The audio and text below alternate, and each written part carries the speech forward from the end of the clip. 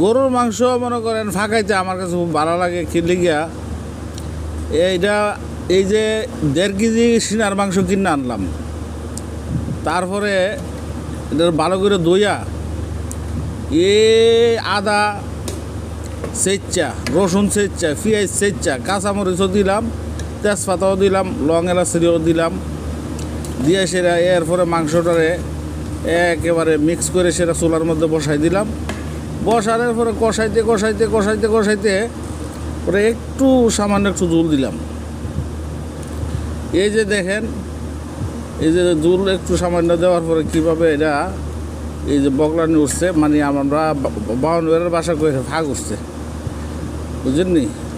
আমরা কই ফাঁক উঠছে, অনেকে বগলানি উঠছে, অনেকে উতলানি বলে উঠছে, উতরাইছে বলে, অনেকে উতরাইছে, অনেকে ফাঁক উঠছে, অনেকে বগলানি উঠছে, বুঝলেননি?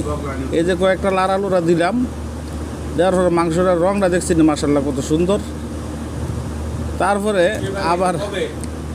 আবার এই যে চামিচ দিয়া লাইরা লুইরা এরপরে আবার একটু ডাকনা দিয়া ডাইকা দিলাম।